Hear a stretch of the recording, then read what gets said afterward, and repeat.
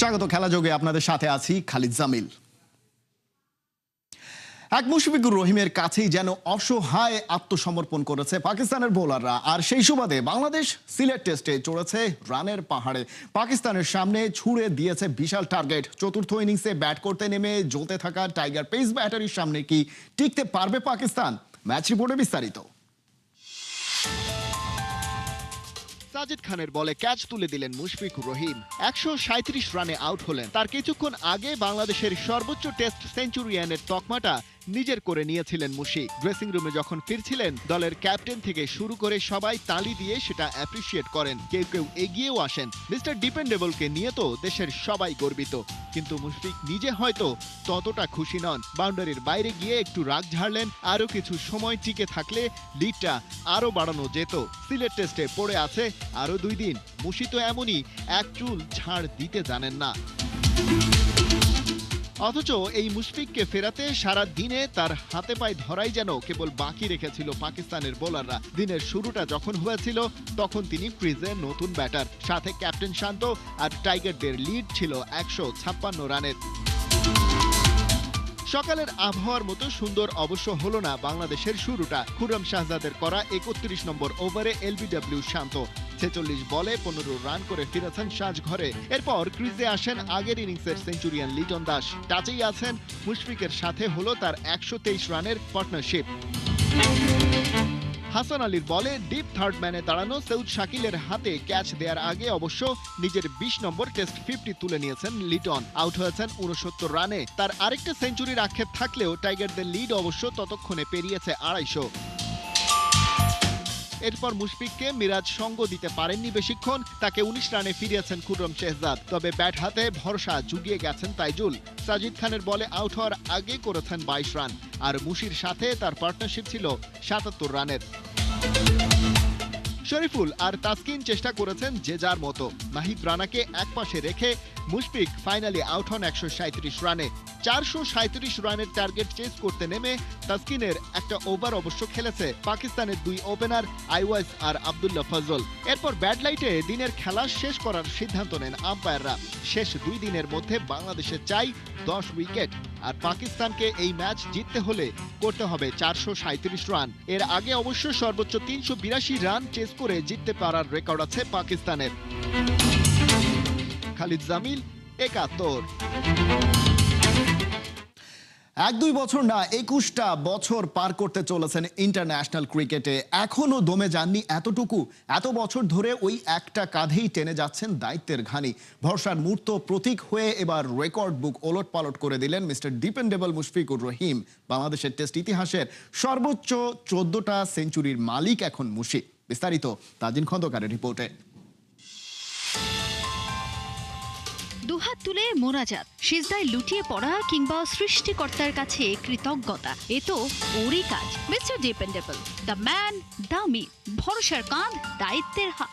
সেই কবে দায়িত্বের বোঝাটা কাঁধে চাপিয়েছেন, সেই কবেই তো হয়ে উঠেছেন টাইগারদের দুঃসময়ের একমাত্র ভরসা। হাল ছেড়ো না বন্ধু বলে ব্যাট হাতে কত কত কার্যকরী ইনিংস খেলে ধরেছেন লাগাম টেনে, একেবারে যেন সংসারের বড় ছেলেটার মতো। 21টা বছর ধরে দায়িত্বের ঘানি টেনেই চলেছেন নিজ হাতে।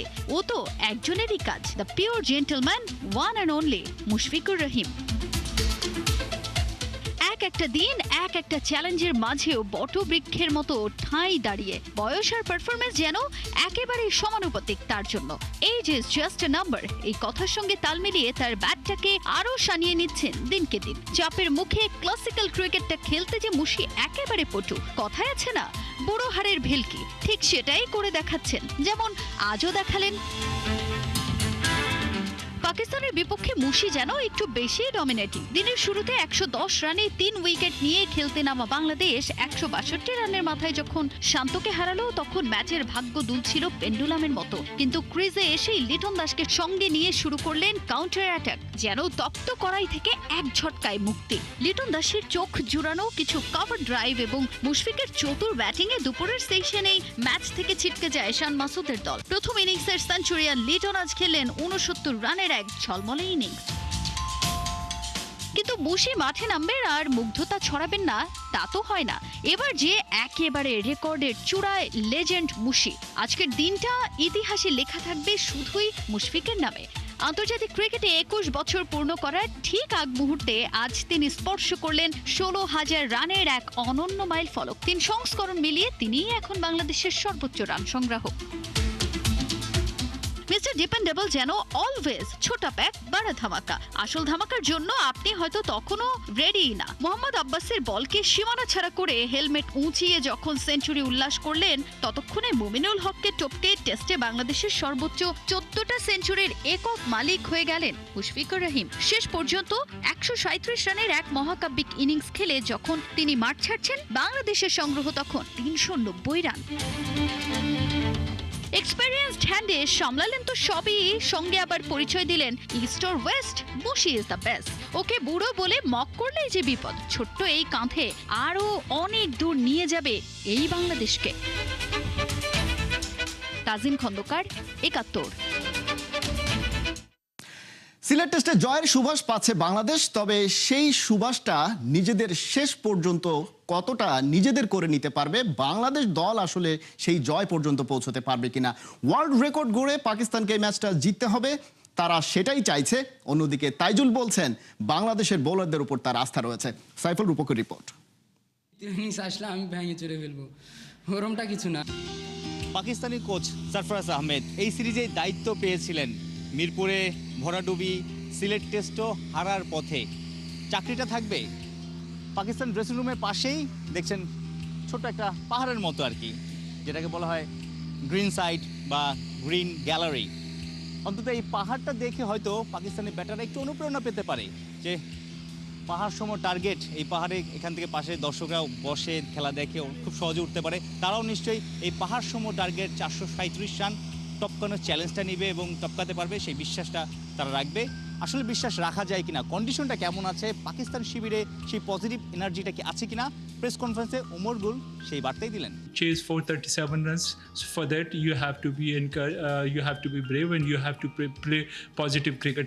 I think it is possible in cricket. এক টেস্টে যদি 2 ইনিংসে সেঞ্চুরি আসে সেটা তো বিশাল ব্যাপার। বাংলাদেশের হয়ে টেস্ট ক্রিকেটে কেবল 2 জন ব্যাটার সেই কীর্তি করেছেন, শান্ত এবং মুমিনুল। লিটন কুমার দাসের দারুণ একটা সুযোগ ছিল, সেকেন্ড ইনিংসে 50ও করলেন, কিন্তু তারপর আসলে সেই পথে আর যেতে পারলেন না। কিন্তু সেকেন্ড ইনিংসে আলো কাড়লেন অভিজ্ঞ ক্যাম্পেইনার মুশফিকুর রহিম। মুশফিক প্রায় সময় প্র্যাকটিসের আগে অপশনাল প্র্যাকটিস করেন, তার সাথে প্রায় সময় তাইজুলকে দেখা যায়। তাইজুল বোলিং করছেন, মুশফিক ব্যাটিং করছেন, প্র্যাকটিস করছেন। সেই তাইজুল তৃতীয় দিন শেষে প্রেস কনফারেন্সে আসলেন। মুশফিকের সেঞ্চুরি, মুশফিকের ব্যাটিং কতটা মুগ্ধ করলো তাকে। সে যখন রান করে, যখন উইকেটে থাকে, তার সাথে আরেকজন যে থাকে, তো আসলে তারও খেলাটা সহজ হয়। যখন আমি ব্যাটিং করতেছিলাম হয়তো আমাকে অনেক ইনফরমেশন দিচ্ছিল। একটা সিনিয়র প্লেয়ার যখন এরকম ধরনের কন্ট্রিবিউশন করে, এখান থেকে জুনিয়র প্লেয়াররাও এখানে অনেক উৎফুল্ল হয় আর কি, যে না আমরা আসলে ওই জায়গাটা কি করে ধরবো।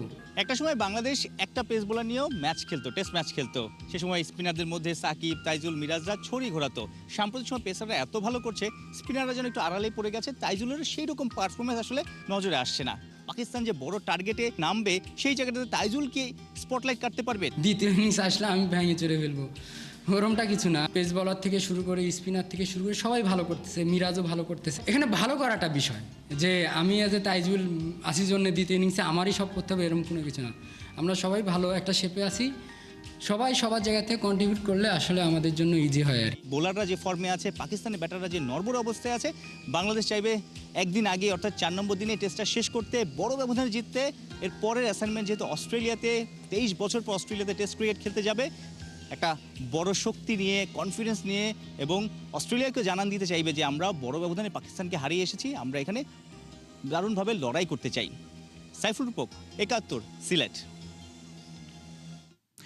ক্রিকেটার সাকিব বিশ্বসেরা। সাকিব মাশরাফির মতো মানুষ হত্যা করতে পারেন না কখনোই, এমনটাই মনে করেন ইশরাক হোসেন। এই রাজনীতিবিদ ও ক্রীড়া সংগঠক মনে করেন সাকিবের ক্রিকেটে ফেরা নির্ভর করছে নিজের ওপরই। সাকিব এবং ম্যাচ দুজনকেই সামনে এসে আইনি লড়াই মোকাবেলা করার পরামর্শ তার। মাহিয়ান বিন জসিমের রিপোর্ট। বিসিবিতে নির্বাচনের হাওয়া, এর মাঝেই হোম অফ ক্রিকেটে ইশরাক হোসেনের পা। কি ঘটনা? মুক্তিযুদ্ধ বিষয়ক প্রতিমন্ত্রী কি তবে বিসিবি নির্বাচন ঘিরে আঁকছেন কোনো পরিকল্পনা? না, তেমন কিছুই না। ঢাকা প্রিমিয়ার ডিভিশন ক্রিকেট লিগের দল ব্রাদার্স ইউনিয়নের কাউন্সিলর ইশরাক হোসেন দলের খোঁজ খবর নিতেই মন্ত্রণালয় থেকে ছুটি নিয়ে মাঠে আসা। বিসিবিতে দায়িত্বশীল পদে আসার ইচ্ছা না থাকলেও বিসিবি নির্বাচন নিয়ে সজাগ ইশরাক হোসেন। কাউন্সিলর হিসেবে তামিমকেই কি বোর্ড সভাপতি হিসেবে দেখতে চাইবেন? কেমন বোর্ড আশা করছেন? বোর্ডের সাথে কোনো ধরনের দায়িত্বশীল পদে যাওয়ার কোনো সুযোগ এবং সম্ভাবনা আমার নাই। এই বোর্ড যাতে বিতর্কিত না হয় কোনোভাবে, সেটাই আমাদের আহ্বান থাকবে।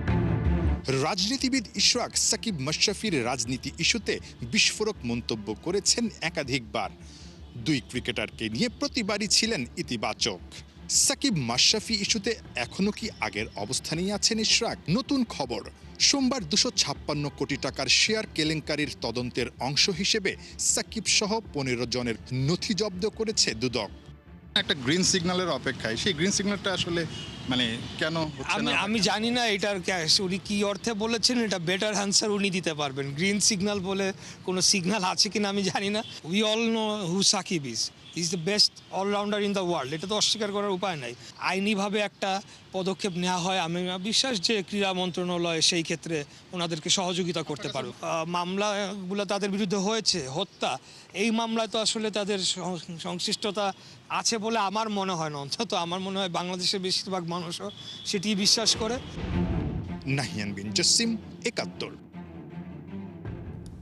কেমন হবে ব্রাজিলের বিশ্বকাপ স্কোয়াড? সেই প্রশ্নের উত্তর নিয়ে হাজির হচ্ছেন কার্লো আনচেলোত্তি। নেইমার থাকছেন নাকি ওকে ছাড়াই বিশ্বকাপে যাবে ব্রাজিলের সবাই? সব জট খুলবেন ইতালিয়ান মাস্টারমাইন্ড। তবে কেন এত হাইপ ব্রাজিল দল ঘোষণা নিয়ে? শুধু কি নেইমার ফ্যাক্ট নিয়েই আছে আলোচনা, নাকি আরও আছে অনেক কিছুই? নেইমার দলে ফিরলে কি কি পরিবর্তন হবে ব্রাজিলের স্কোয়াডে? আবু নাইমের রিপোর্টে বিস্তারিত।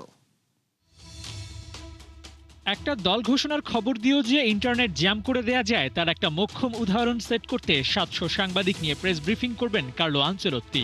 আর সেই ঘটনাকে ঘিরে বিশ্বজুড়ে যেন চলছে বিশেষ প্রস্তুতি। স্কোয়াড নয়, এ যেন ব্রাজিলের ভাগ্য নির্ধারণ।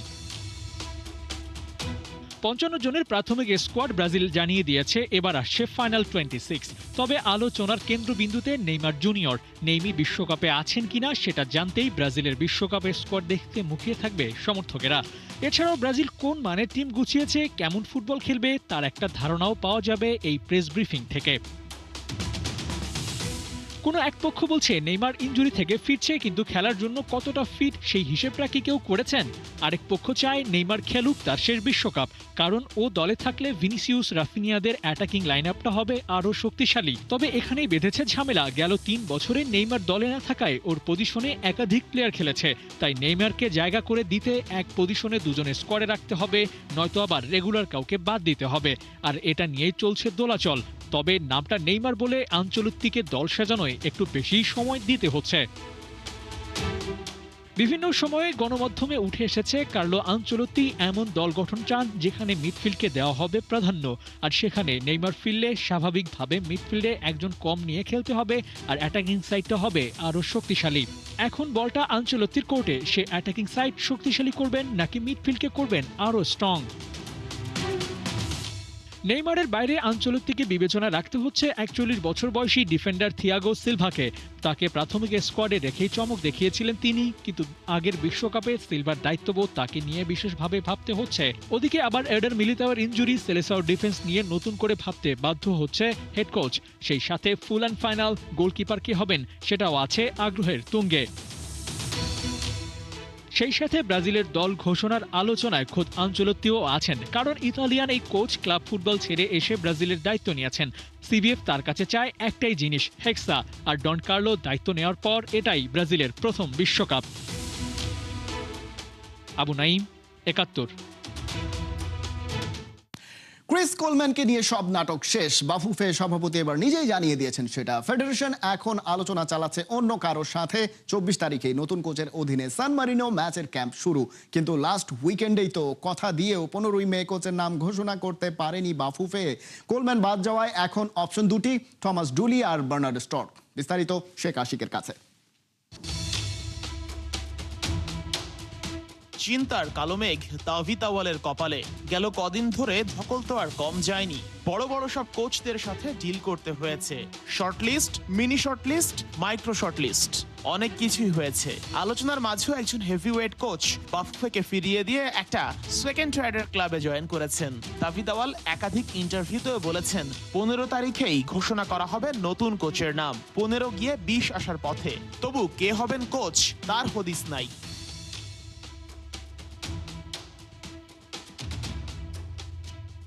সোমবারও ফেডারেশনে লম্বা মিটিং হয়েছে, এরপর সংবাদ সম্মেলন। সবার প্রশ্ন একটাই, 15 মে ঠিক কোন কারণে কোচের নাম জানাতে পারেনি বাফুফে? তাওহিদ আউয়ালের সোজাসাপটা উত্তর, কোনো কোচকেই নিতে এক পয়সাও এজেন্ট ফি খরচ করতে রাজি নয় বাফুফে।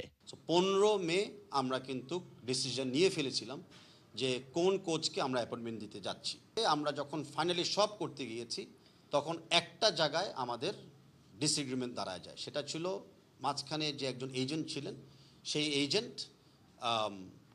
এজেন্ট ফিটা দাবি করে বসলো from Bangladesh football federation side. আমরা নীতিগত সিদ্ধান্ততে আছি, আমরা এরকম কোনো কোয়েশ্চেনেবল প্রক্রিয়াতে আমরা যাব না। তাওহিদ আউয়াল নামটা উচ্চারণ না করলেও বুঝতে বাকি থাকার কথা নয়, চুক্তি হতে হতেও এজেন্টের কমিশন ইস্যুতে যার সাথে চুক্তিটা হয়নি তিনি ক্রিস কোলম্যান ছাড়া আর কেউই নয়। কিন্তু এখন যাকে আনবে বাফুফে তার বেতন নিশ্চয়ই কোলম্যানের চেয়ে কম। তাহলে এখনো কি মন্ত্রণালয়ের সাহায্য নিতে হবে ফেডারেশনকে? যেই লেভেলের কোচ ইতিমুহূর্তে আমরা মানে তালিকাভুক্ত ছিল বা কথা চলছি, আমাদের প্রত্যেকটা জায়গায় কিন্তু সরকারের একটু অ্যাসিস্ট্যান্স লাগবে। হয়তো অত বেশি লাগবে না, বাট ডেফিনেটলি লাগবে। বারবার করে কথা দেওয়ার পরও 15 মে কোচের নাম ঘোষণা করতে না পারায় সবার মধ্যেই তৈরি হয়েছে সন্দেহ, আসলেই কি 2-1 সপ্তাহের মধ্যে কোচ নিয়োগ দিতে পারবে বাফুফে? যদি তা না হয় তবে 15 জুন সান মারিনো ম্যাচে কে সামলাবেন ডাগ আউট?